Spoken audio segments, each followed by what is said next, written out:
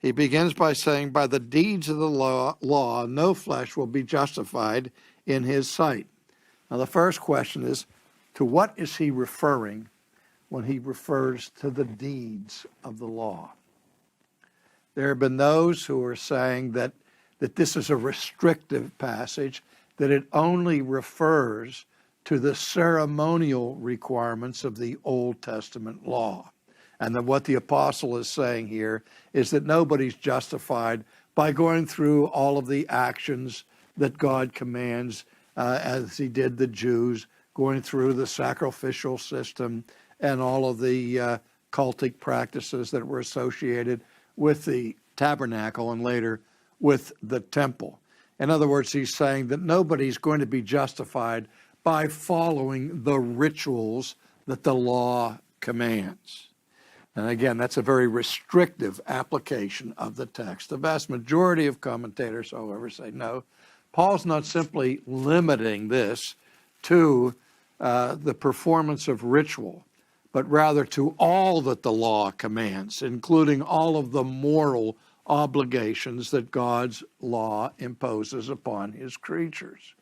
And so he's saying that by the obedience to the law of God, both cultically, ritually, as well as morally, by the keeping of these, no one will ever be justified. So in that sense, any kind of good work, as we would perceive it to be, is excluded from the grounds of justification. Now, others, again, limited this passage to say that no works of obedience done prior to regeneration will add to our justification. But then they say, but what we do after we're reborn will be the grounds of our justification. So again, works are brought back into the house here as the grounds for justification.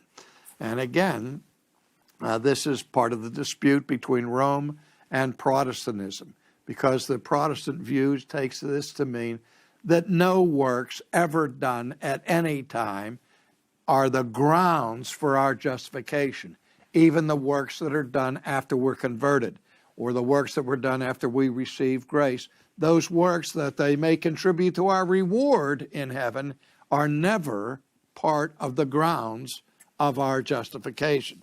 Now the apostle goes on, excuse me, let me just say this. Again, when he's talking about justification, he's not talking simply about a work of divine pardon. There's a difference between being pardoned and being justified. A person is pardoned who has already been declared to be and convicted of being guilty. And after they're convicted of being guilty, the governor or the president may execute their executive privilege of giving clemency and pardoning these people. That is, excusing them from the punishment that is due to their guilt. But justification is not simple pardon. Now, part of justification involves the forgiveness of sins, but the essence of justification is declaring a person just. So in one sense, you don't have to pardon somebody who's been declared righteous. People who are righteous have no need of pardon.